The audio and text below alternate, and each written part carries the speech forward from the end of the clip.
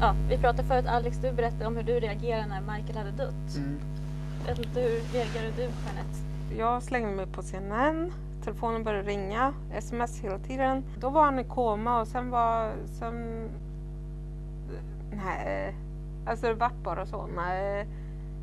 Men jag trodde ju att, vad menar de död? Menar de att han var död ett tag bara, eller? Inte att han var död på riktigt, liksom, att han fick hjärtstillestånd, så tänkte jag. Och sen att han vaknade. Det var ju så jag själv fick till det. Och sen efter 5:00 på morgonen, efter att ha suttit där i nästan 6 timmar, så tog jag beslutet att nej, jag stänger av tvn nu. Nu går jag och lägger mig, för att det är liksom, det här är på riktigt. Jag kan inte göra något. Själv fick jag höra talas om det. Jag var i Finland, hälsade på en kompis. Och jag låg och sov. Så hör min telefon börja plinga. Och så är ett sms från en av mina bästa kompisar. Öppnar jag, så står det: "Oh my god, Michael Jackson died." Man liksom bara, what? Det var liksom så här, det var inte verkligt. Nej. Så man tänkte, men han är ju 50, han kan inte dö, inte nu. Har det varit en olycka, hans barn, okej, vad har hänt? Ja. Alltså man hade alla bortförklaringar som finns. Liksom, som man har hört i media förut 100 000 gånger. Men sen såg man livebilder. Alla kanaler bröt och det var Michael i en ambulans. Nej. Jag trodde att jag skulle få vänta åtminstone 20 år innan jag fick se det där på TV. Nej, men det också. Jag sa faktiskt till en tjej som jag känner som gillar Michael. Vi pratade om hans konsert och hon kunde inte åka och titta på den, för hon är ganska ung, ungefär som Alex. I vilket fall som helst, hon ville se honom uppträda. Och då sa jag, men du kommer få en ny chans, han lever säkert 20 år till. Ja, självklart. Det var vad man trodde. Ja, jag tror inte mina föräldrar skulle ha någonting emot om jag åkte iväg och kollade på Michael Jackson-konsert. Okay. Jag har varit på andra också. Liksom. De skulle väl följt med, ja, kanske? Ja, absolut. Helt klart. De skulle ju vara där. Hur var hysterin när man var på konsert och sånt? Eller liksom? Det är väldigt mycket... Jag ska stå först. Så det är ingen så här heal the world-anda direkt. Men det är det värt. Att få se och uppleva den där hemmakänslan som kommer. Av att äntligen vara nära någon som man verkligen respekterar och älskar. För jag vet inte, jag antar att du hade velat sett Michael uppträda. Absolut, självklart. Det är liksom bara en av målen faktiskt.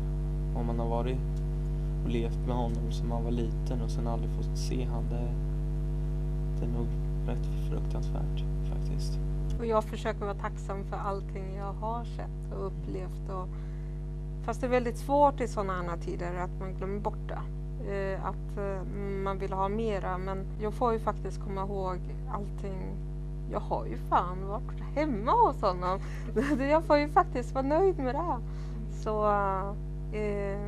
och jag är glad att jag har fått se det och uppleva det. Förstår det. Men du säger varit hemma, du har varit på Neverland alltså. Hur var det där? Magiskt. Det var jättekonstigt. Det var som att komma in i en ny värld. Och det var en fridkänsla i kroppen. Att här fanns det inga problem. Här kunde man bara vara glad och lycklig. Det var en sån känsla i hela atmosfären. Och sen att få se, när man får se någons hem, så känns det som att man kommer närmare personen. Och jag förstår att han har skrivit sådana underbara ballader och Heal the World-låtar i en sån miljö. Jag förstår hur man kan skriva hits där. För att naturen är helt jättevackert där. Tänkte prova åka nöjesfält och grejer också.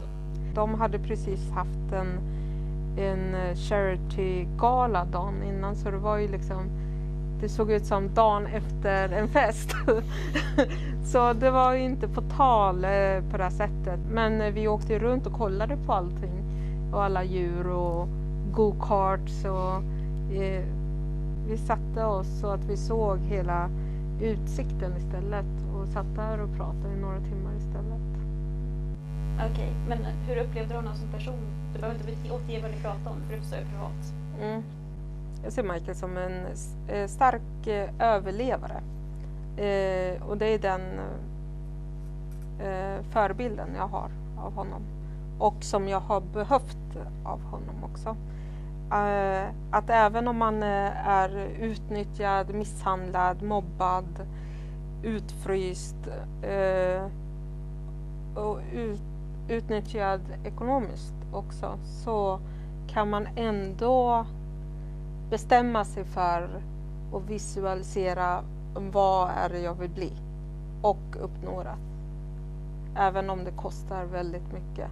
Så för mig är han en överlevare på det sättet.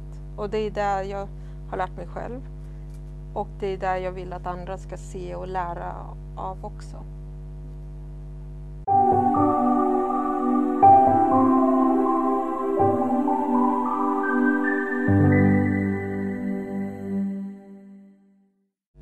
Nu har det blivit dags att börja avrunda programmet. Vi här på Neonreaktionen vill tacka kvällens gäster. Alexander Janes Hernandez och Jeanette Månbrink. Samt körerna från Almby församling för deras medverkan i programmet. Neon är tillbaka igen nästa vecka och då kommer det handla om integration. Men vi hoppas att ni kommer titta på oss då också. Och slutligen så vill vi även tacka Michael Jackson för det kulturarv som han har lämnat till oss här i världen. Och hans musik kommer att leva vidare för alltid. Your heart, and I know that it is love, and this place could be much brighter than tomorrow.